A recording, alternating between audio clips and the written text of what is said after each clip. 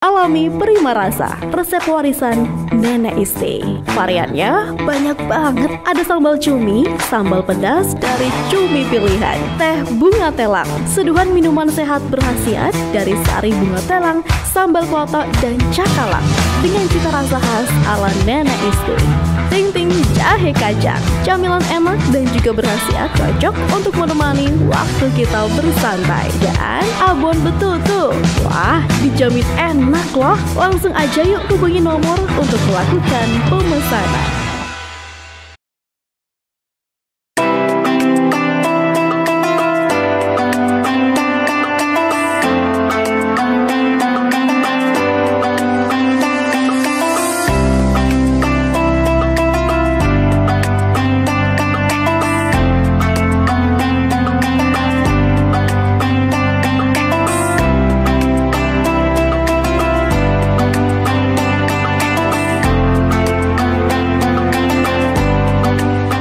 Bertemu kembali di Status Embun Ramadan. Nah, ini kali ini masih bersama Dr. Kiai Abdul Wahab Ahmad MHI selaku Sekretaris Umum MUI. Tema kita kali ini, adik-adik, yaitu mengenal Al-Quran di momen nuzul Quran. Tadi sudah dijelaskan panjang dan lebar bagaimana sejarahnya, kemudian keutamaan, dan bagaimana kita ketika membaca itu. Saya pikir ada beberapa hal yang ingin santri-santri muda ini bertanya. Saya persilahkan, siapa dulu yang ingin bertanya? Oke, silakan. Assalamualaikum warahmatullahi wabarakatuh. Waalaikumsalam. Sebutkan nama sama asalnya ya. Perkenalkan, nama saya Muhammad Nazril Ramaldiansyah dari SMK Negeri 1 Bondowoso. Wah, tepuk tangan buat Bondowoso.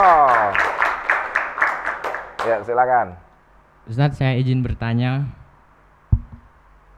bagaimana cara kita agar bisa menikmati dalam membaca Al-Quran tidak jenuh dan bosan? Menikmati membaca Al-Quran dengan tidak jenuh dan bosan. Nah, ini pertanyaan yang menarik ini, Ustaz. Supaya nggak jenuh dan nggak bosan gitu. Monggo, Ustaz. Baca Quran itu kayak lama banget gitu. Iya. Baca satu makro aja, satu halaman aja itu sudah kayaknya udah beban gitu kan kayaknya. Jadi kalau misalkan disuruh menghatamkan Al-Quran itu banyak yang males. Bagaimana tidak, dia baca satu surat aja kayaknya udah lama banget gitu kan, sudah bosan. Nah, pertanyaannya bagus itu tadi, bagaimana caranya supaya kita nggak bosan.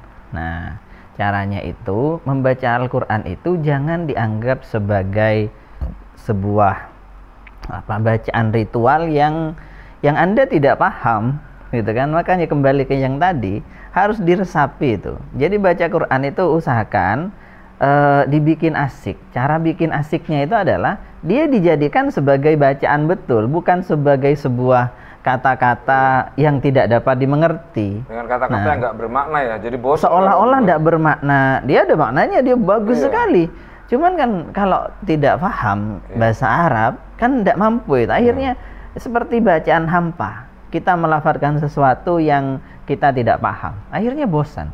Nah, cobalah setidaknya pakai Quran terjemah. Kemudian kalau ada kisah diangan-angan betul.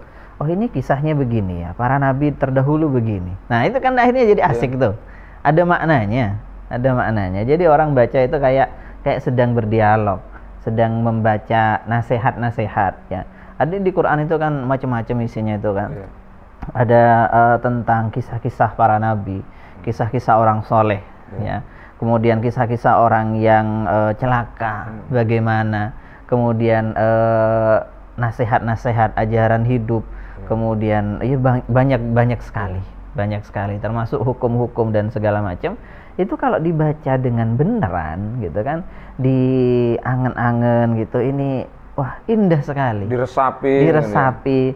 Ternyata kalian akan 1 jam baca itu nggak kerasa karena orang-orang yang betah membaca Al-Quran semuanya ya begitu. Mereka itu betah karena mereka paham gitu kan. Sama seperti kasusnya seperti orang sholat. Jadi orang sholat itu kalau dia hanya tidak meresapi, tidak paham maknanya, sholatnya akan hambar. Dia akan sholat sekedar rutinitas gerakannya saja, Allahu Akbar. Dia nggak paham apa maksudnya Allahu Akbar di situ. Dia membaca Fatihah, dia nggak paham, nggak bisa menjiwai tiap bacaannya. Dia ketika sujud, ketika iktidal, ketika segala macam gerakan, seolah-olah itu hanya sekedar perintah yang dia nggak paham. Kenapa saya harus begini? Kenapa? Apa maksud bacaan ini? Dia nggak tahu. Akhirnya bosan sholat, pengen cepet-cepet aja. Itu kayak gerakan otomatis gitu kan. Nah begitu. Jadi kebosanan itu muncul gara-gara ya itu tadi tidak diresapi. Jadi tidak mengulang-ulang kembali makna dari itu semua ya Ustaz. Betul. Seolah-olah hampa kan akhirnya jadi begitu. Bosan. Ini sebenarnya mengena ke saya juga ini. Saya sering kali juga itu melakukan hal yang sifatnya automatikal ya, tetapi kurang dalam proses istilahnya penghayatan ya. Ini pembelajaran. Terima kasih juga nih telah mengingatkan kita semuanya. Baik. Bisa, sudah paham ya? Ya, mudah-mudahan insyaallah. Berikutnya ada lagi? Oke, ya. Silakan pertanyaan kedua. Assalamualaikum warahmatullahi wabarakatuh. Waalaikumsalam warahmatullahi wabarakatuh. Perkenalkan, nama saya Dastarini dari siswa SMK PGRI 3 Tanggul. Woi, tepuk tangan buat Tanggul. Izin bertanya Pak Ustadz. Iya. Apa yang dapat kita pelajari dari Al-Quran, dan apakah setiap muslim boleh mengambil kesimpulan hukum dan berdalil langsung dari Al-Quran? Nah ini Ustadz, ini pertanyaannya lumayan ini. Ya, terkait dengan yang pertama sebenarnya ya, bagus. Jadi kalau misalkan yang tadi, orang itu kan harus baca ya, harus merenung. Terus kemudian bagus pertanyaannya, apakah boleh terus kemudian menyimpulkan dari apa yang dia baca langsung dari Al-Quran. Nah ini maka harus dipilah. Jadi Al-Quran itu secara umum ada dua jenis isinya. Yang pertama adalah ayat-ayat muhkamat ya. Muhkamat ini ayat-ayat yang isinya tegas, jelas, tidak multitafsir lagi. Jadi sudah aturannya seperti itu. Orang itu kalau membaca langsung paham. Misalkan perintah tentang keadilan, perintah tentang tauhid, tidak ada Tuhan selain Allah, misalkan bahwa kita harus ikut Nabi Muhammad, tidak usah ditafsirkan lagi gitu. Orang itu sudah paham, orang sudah paham bahwa semua hal ujian itu datangnya dari Allah sehingga kita harus sabar, misalkan. Semua orang sudah paham. Untuk ayat-ayat yang seperti itu silakan langsung jalankan, langsung pahami, renungkan, praktekkan, simpulkan, silakan. Karena itu memang dibuat untuk semua orang. Semua orang bisa. Tetapi ada beberapa ayat yang kategori kedua, yaitu ayat mutasyabihat istilahnya. Mutasyabihat ini ayat-ayat yang perlu pemikiran. Orang kalau membaca itu sekilas nggak bisa, dia perlu bantuan dari hadis lain, dia perlu keterangan banyak, ya konteksnya ini bagaimana dan segala macam, maksudnya bagaimana. Lah ini yang tidak boleh. Tidak boleh. Artinya ini orang awam tidak bisa Tidak bisa. Itu adalah bagian dari para ulama. Tugas para ulama. Sehingga banyak orang yang kemudian membaca Al-Quran, tetapi kesimpulannya salah. Jadi aneh-aneh. Kita tahu, misalkan teroris, ya. Mereka kan kadang berdalil tuh. Mereka berdalil juga dengan ayat-ayat perang, ayat-ayat jihad gitu kan. Lah mereka nggak paham. Karena mereka langsung menyimpulkan secara sederhana, mereka nggak paham. Itu konteks ayatnya bagaimana dulu gitu kan, ada penjelasan dari para ulama. Sehingga kalau tiba-tiba mengambil kesimpulan begitu saja, ya jadinya aneh-aneh dia kesimpulannya.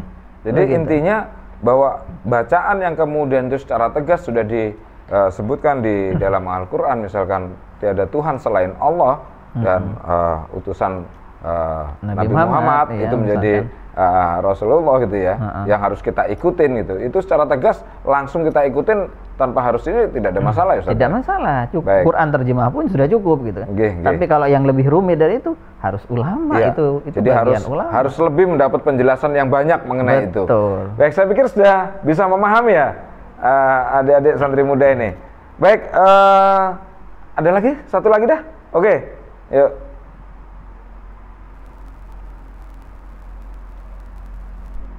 Assalamualaikum warahmatullahi Waalaikumsalam. Salam. Nama saya Putri dari SMK Negeri 4 Jember. Weh, SMK 4. Oke. Mau izin bertanya Ustadz, bagaimana hukumnya orang yang membaca Al-Quran di ayat atau surat tertentu saja, misalnya hanya terbiasa membaca Yasin saja tetapi tidak menghatamkan Al-Quran secara utuh? Terima kasih. Wassalamualaikum warahmatullahi wabarakatuh. Waalaikumsalam. Jadi artinya yang dibaca hanya Yasin tidak secara utuh itu. Ustaz? Dia tidak hataman gitu. Iya, Ya, ini tidak hataman. banyak ya di masyarakat kita gitu kan. Kalau misalkan ada kematian yang laki-laki yang tahlilan, Iya, nyaris hampir semua hafal. betul. Hafal kan dibaca diulang-ulang. Iya. Tapi dia cuma itu taunya, yang lain nggak dibaca. Yang lain nggak dibaca. Oke, yang seperti itu gimana? Itu namanya khilaful aula. Ya. Jadi meninggalkan keutamaan. Bukan berarti salah, bukan? Iya, iya. Dia tidak salah. Yang salah itu kalau nggak pernah baca Quran. Iya, iya, betul. Dia baca Quran, dia punya rutinitas itu sudah bagus. Misalkan baca Yasin tok dia malam Jumat misalkan, atau baca Waqiah saja misalkan. Ya oke, lebih bagus daripada yang tidak sama sekali. Tetapi khilaful aula. Dia meninggalkan keutamaan. Karena harusnya Quran itu tidak untuk dipilih-pilih seperti itu. Dia harus baca dari awal sampai akhir, memahami semuanya. Karena nanti kaitannya dengan di akhirat ya. Di akhirat itu nanti dikatakan pada orang-orang itu oleh para penjaga ya, para malaikat. Fa inna manzilataka inda akhiri ayatin taqra'uha. Kedudukanmu nanti di surga ini ada di akhir ayat yang engkau baca. Jadi kalau yang bacanya ayat cuma sedikit itu saja. Jadi kedudukan nggak tinggi-tinggi amat gitu maksudnya. Tapi kalau baca sampai tuntas tentu kan wah ini kan ini lag sekali ini. Nah, jadi ini dari situ kita bisa tahu bahwa yang paling utama ya harus menghatamkan. Ya oke lah itu dibaca terus sebagai rutinitas ya, sebagai wiritan. Jadi ada hal-hal yang istiqomah, tetapi jangan lupakan untuk menghatamkan dari awal sampai akhir. Terutama bulan Ramadan ini nih. Di bulan Ramadan ini. Wah, ini bulan menghatamkan Al-Qur'an ini. Jangan sampai selesai bulan Ramadan nggak hatam sama sekali gitu kan. Ini pertanyaan saya sendiri nih sekarang, Ustaz. Apabila membaca itu katakan ya semampu yang kita bisa baca ya. Tapi kita berusaha untuk dari awal sampai akhir di bulan Ramadan ini sudah sama bagus artinya lah. Ya sudah bagus. Artinya, walaupun belum seindah orang lain gitu. Iya. Artinya gini. Setidak-tidaknya tiap orang itu punya target kapan hatam. Iya, Ustaz. Punya target. Nggak harus misalkan seminggu hatam. Nggak harus. Oke, ada beberapa orang yang melakukan itu dan itu bagus, sangat bagus. Tetapi secara umum nggak harus seperti itu. Jadi misalkan punya target sebulan hatam, nah itu sudah bagus. Atau 2 bulan hatam. Oke, sebulan hatam itu sebenarnya kalau dipikir Al-Quran 30 juz, sebulan hatam sehari sejuz. 1 juz itu cuma 10 lembar. Ya. Kalau misalkan tiap sholat baca 2 lembar, kan selesai tuh. 1 hari. Jadi enteng. Kalau misalkan tiap sholat baca 1 lembar aja, 1 lembar 2 halaman ya, 1 lembar, maka 2 bulan hatam. Ya Ustaz ya. Secara hitung-hitungannya kan gampang sebenarnya. Dan itu cuma berapa menit itu kan? Ya itulah. Mungkin ini mengenai ke saya juga nih. Saya harus lakukan itu, Ustaz. Terima kasih. Dari kita ya. Kembali ya, apapun itu hari ini yang kita bicarakan kan, kalau saya secara pribadi memang kita ingin berbagi di bulan Ramadan ini sehingga saya juga bisa mendapatkan sesuatu hal pencerahan dari yang Ustadz sampaikan. Baik pemirsa Jember 1 TV dan juga adik-adik santri, nanti habis ini kita lakukan lagi ya tanya jawab. Dipersiapkan lagi pertanyaan-pertanyaan berikutnya. Kita jeda dulu Ustadz ya.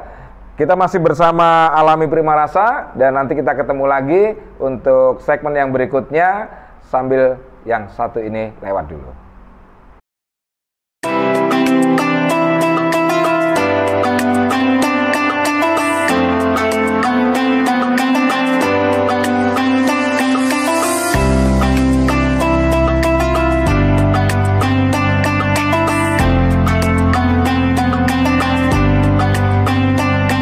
Alami Prima 5 rasa, resep warisan Nenek Isti.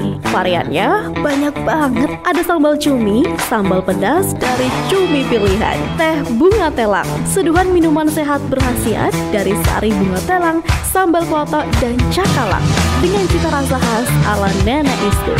Ting-ting jahe kacang, camilan enak dan juga berkhasiat, cocok untuk menemani waktu kita bersantai. Dan abon betul tuh. Wah, dijamin enak loh. Langsung aja yuk hubungi nomor untuk melakukan pemesanan.